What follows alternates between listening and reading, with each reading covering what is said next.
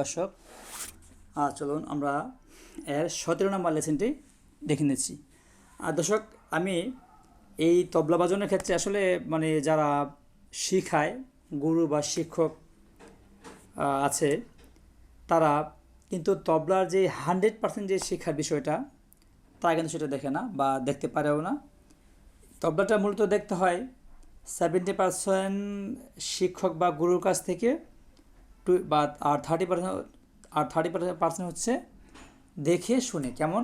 যেমন আপনি একটা প্রোগ্রামে গেলেন, সেখানে দেখলেন আপনি কীভাবে তারা বাজাচ্ছে, বা টিভি চ্যানেল আছে বা ইউটিউব চ্যানেল আছে, এভাবে একটা অডিও গান শোনার মাধ্যমে এভাবে বাকি 30% শিখতে হয়। এ হচ্ছে 70 আর 30% মিলে 100%।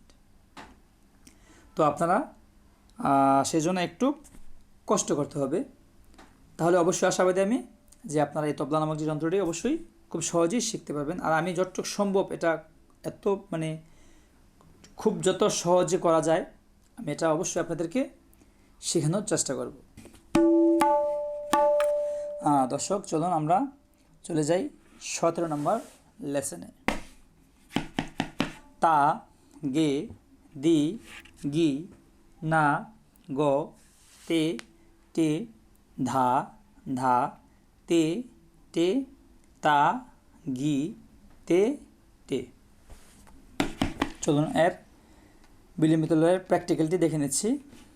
তা, গে, দি ক্ষীরণের 4 ভাগের অর্ধেকের উপরে সবগুলো আঙুল দিয়ে চাপাঘাতে দি, গি, দি, গি উৎপন্ন হয়। তাহলে তা, তা, গে, দি, গি, না, গ, তে, টে, ধা, ধা, তে, টে, তা, গি, তে, টে। এছাড়া বিলম্বিত লয়টি। চলুন দর্শক, আমরা এর মধ্যলয়টি দেখে নিচ্ছি। তা, গে, দি, গি, না, গো, তে, টে, ধা, ধা, তে, টে, তা, গে, তে, টে, তা, গে, দি, গি, না, গো, তে, টে, ধা, ধা, তে, টে, তা, গি, তে, টে।